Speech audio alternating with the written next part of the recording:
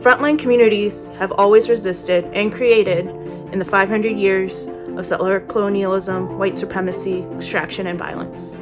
This past year, we've experienced tough times, but we've also witnessed the beauty of our collective power, not only at the ballot box, but also on the streets. Because when we organize, we win. We cannot afford to let the incoming administration fool us into believing that we have to meet in the middle to get any progress or solutions. Our people are on the margins, teetering the edge if not already engulfed by multiple economic, housing, and health crises. Now's the time to take bold action to get our people back on solid ground and stabilize our communities. Our demands of the administration are rooted in our principles of climate justice, that like our solutions, we speak for ourselves. Our communities must have as much access to the people's government as anyone else. It's time to divest from mass incarceration, police, ICE, fossil fuels, and endless wars and reinvest in Black and Brown and Indigenous solutions that heal our communities. The vision for the future is for us to see each other as being greater together than the sum of our parts.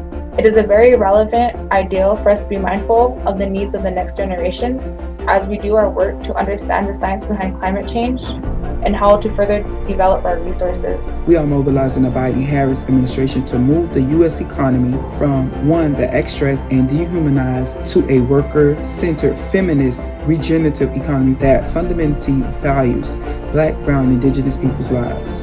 We are working towards a future where housing is truly viewed as a human right, not just on our streets, but in DC as well.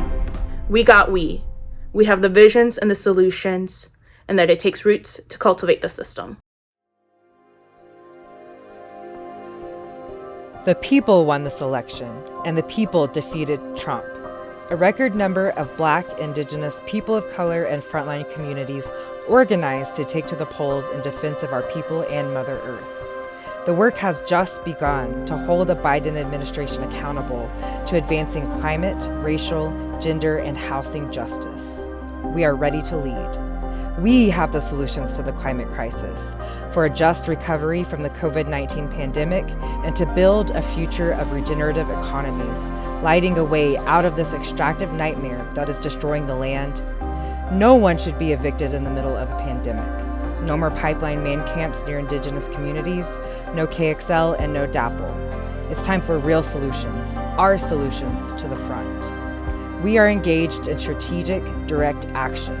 We are formulating proposals for immediate policy change, and we are building local and regional alternatives to the settler colonial capitalist economy. Frontline communities are leading the way.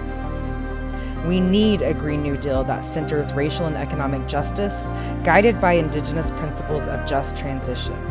We need a people's bailout that gives real relief to struggling people, a true moratorium on evictions, and a cancel all rent debts. We need feminist foreign policy that moves money away from the war machine into a renewed and inclusive social safety net. We need land back into Indigenous hands now. Frontline communities are leading the way.